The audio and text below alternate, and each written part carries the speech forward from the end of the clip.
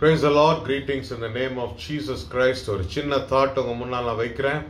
அது நீதிமொழிகள் 28ஆம் அதிகாரம் 13ஆம் வசனம்.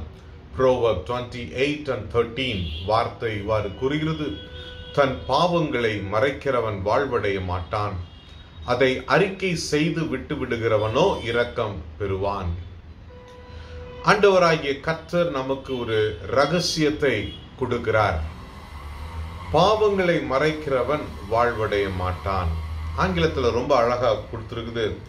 Those who cover sin will not prosper. Prosper. If you really want to prosper, confess your sin. Those who cover their sin will not prosper. இன்னைக்கு நம்ம வாழ்ற வாழ்க்கையே நாம் செழிப்பாக வேண்டும், முன்னேற வேண்டும் என்பதற்காக we are just working hard because we need to prosper. But the word of God is telling, if you cover your sin, you will not prosper. அப்போ இன்னைக்கு நம்முடைய லைஃப்ல ஆண்டவருடைய சமூகத்துல we should uncover the sin. நம்முடைய வாழ்க்கையில இருக்கிற பாவத்தை ஆண்டவருடைய சமூகத்திலே நாம் அர்ப்பணிக்க வேண்டும். இன்னொரு காரியம், when you confess you will get mercy.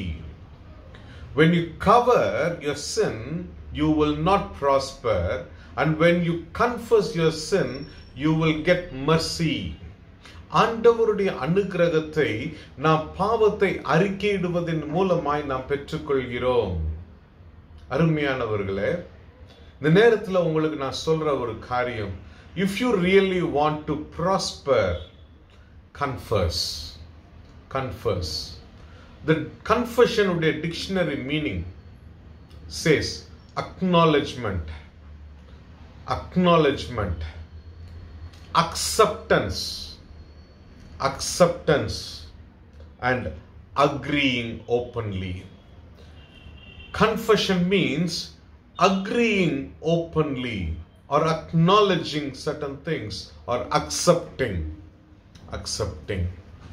ரெண்டு எக்ஸாம்பிள் உங்க முன்னால் நான் வைக்க விரும்புகிறேன். ரெண்டு எக்ஸாம்பிள். ஒன்னு, எக்ஸோடஸ் யாத்ராகமம் 9ஆம் அதிகாரத்தில் பார்வோனை குறித்து நாம் பார்க்கிறோம். We are talking about Pharaoh in Exodus chapter 9.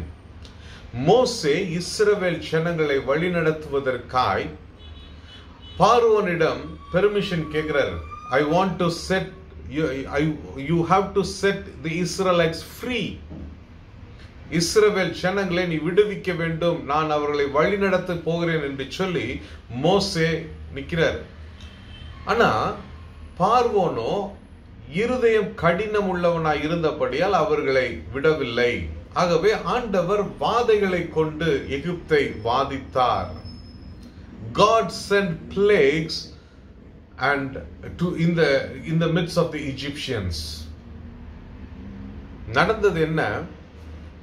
அந்த ஒவ்வொரு சமயமும் ஒவ்வொரு காரியம் நடக்கிறது. பெரும் கல்மழை பெய்கிறது. பார்வோன் மோசேயுடைய சமூகத்துல வந்து சொல்ற ஒரு காரியம், 27ஆம் வசனத்துடைய ஒரு பகுதியை நான் வாசிக்கிறேன். நான் இந்த முறை பாவம் செய்தேன், கர்த்தர் நீதியுள்ளவர். பார்வோன் மோசேட்ட சொல்றாரு, நான் இந்த முறை பாவம் செய்தேன். He is confessing that he has sinned against God. நடந்தது என்ன? பார்வோன் இஸ்ரவேல் ஜனங்களை நான் அனுப்பி விடுகிறேன் என்று சொல்லுகிறான். அந்த வாதை அவர்களை விட்டு நீங்கும்படி மோசே பிதாவினிடத்தில் விண்ணப்பித்தார். அந்த வாதை, the plague has get out of that Egypt. எகிப்திலே இருந்து அந்த வாதை விலகப்பட்டது. நடந்தது என்ன? பார்வோன் இருதயம் கடினப்பட்டது. தமிழ் அழகா சொல்லுவோம்ல, வேதாளம் முருங்க மரத்துல ஏறிடுச்சுன்னு. அதே மாதிரி he confessed when there is a suffering.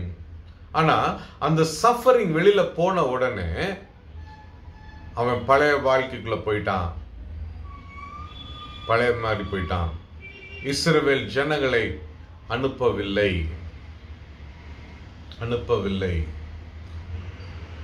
This is one type of confession, but God is not looking this confession. ஆண்டவருடைய பார்வையில, ஆண்டவருடைய சமூகத்துல எதையும் மறைக்க முடியாது. We cannot hide before Lord. பார்வோன் இஸ்ரவேல் ஜனங்களை விடுவிக்கிறேன் என்று சொல்லி சொன்னான். But God knows that he will not.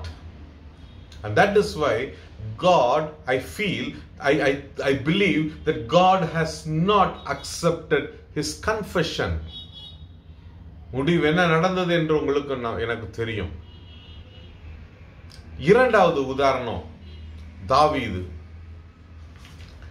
2 Samuel 11ஆம் அதிகாரம் 12ஆம் அதிகாரத்தை பார்க்கும் பொழுது தேவன் நாத்தானை கொண்டு தாவீதுடைய சமூகத்தில் எச்சரிப்பை கொடுத்தார். தாவீதோ ஆண்டவருடைய சமூகத்தில் முகங்குப்புற விழுந்து, நான் ஆண்டவருக்கு விரோதமாய் பாவம் செய்தேன், I have sinned against God அப்படின்னு சொல்லிட்டு முகங்குப்புற விழுந்து அழுததை நான் பார்க்கிறோம். அந்த அறிக்கையிடுதல், the confession has come out with a song, is Psalms 51. அவனுடைய அறிக்கையிடுதல் ஒரு பாடலாய் சங்கீதம் 51 வெளிப்படுகிறது. சங்கீதக்காரன் சொல்றாரு, என் தாய் என்னை பாவத்தில் கற்பம் தரித்தால், இதோ இருதயத்தில் உண்மை இருக்க விரும்புகிறேன். தேவரீர் சுத்த இருதயத்தை என்னில் சிருஷ்டியும், நிலைவரமான ஆவியை என்னில் புதுப்பியும். அழகா பாடுறாரு. இதோ உள்ளத்தில் உண்மை இருக்க விரும்புகிறேன், நீர் என்னை ஈசோப்பினாலே சுத்திகரியும், அப்பொழுது நான் சுத்தமாவேன். சுத்த இருதயத்தை என்னில் சிருஷ்டியும். என் தாய் என்னை பாவத்தில் கற்பம் தரித்தாள், இதோ இருதயத்தில் உண்மை இருக்க விரும்புகிறேன் என்று சொல்லி. The confession of David, ஆண்டவருடைய இருதயத்துக்கு ஏற்றவனாய் காணப்பட்ட தாவீது. பார்வோனும் அறிக்கையிட்டான், தாவீதும் அறிக்கையிட்டார். தேவன் தாவீதுடைய கன்ஃபெஷனை பார்த்தார். என் இருதயத்துக்கு ஏற்ற தாவீது என்று சொல்லி அவனை பாடுகிறார். ஆனா பார்வோனுடைய கன்ஃபெஷனை ஆண்டவர் ஏற்றுக்கொள்ளவில்லை என்று சொல்லி நான் நினைக்கிறேன். அருமையானவர்களே, இன்னைக்கு நம்முடைய வாழ்க்கை, நம்முடைய கன்ஃபெஷன் எப்படி இருக்கிறது? Just think how our confession is. Is our confession is like Pharaoh or it's like David?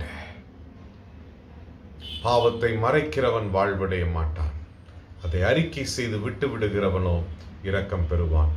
God bless you. God bless you. Amen.